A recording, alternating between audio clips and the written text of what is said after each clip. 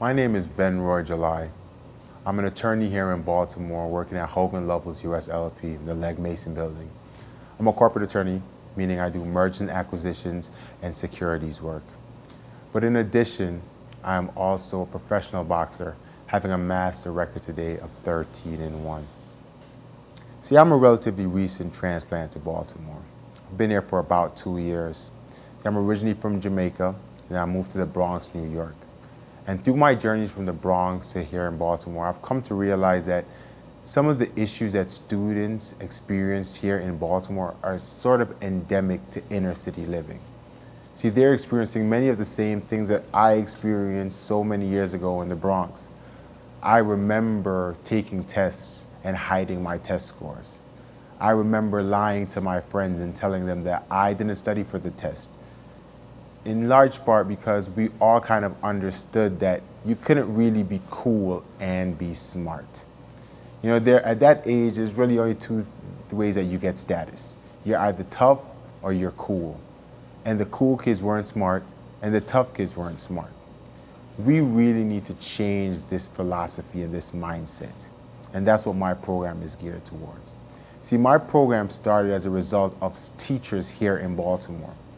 When I first moved to Baltimore, I had a fight coming up, and the Baltimore Sun wrote a full-page article about my ability to balance my life as an attorney and as a professional boxer. And as a result of that article, a teacher here, Miss Susan Steele, read the article and thought this was a message that her students needed to hear. And as a result, she contacted me and asked that I come and speak to her students. And I've gone each year since. And I've also spoken at a couple of nonprofit organizations and a few other schools in Baltimore.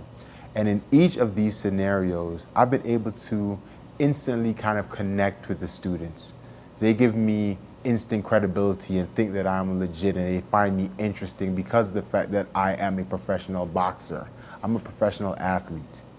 And at that point, once I've gotten their attention, that's when I can really start to speak to them about the true essence of the message, which is that the only reason that I am here now and being in the position that I am is because of the fact that I had gone to college and paid attention to my education, that it was through the hard work and perseverance that allowed me to elevate my status from being in the inner city of the Bronx to now being at one of the top firms here in Baltimore. This is a message that these students need to hear. I've also spoken to a few other fighters who also graduated from college, who have similar stories and are similarly dedicated to this message, and who are interested in also going into these schools to spread this message.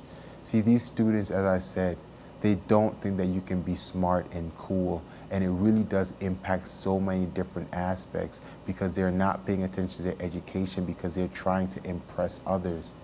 That's something that drastically impacts their lives.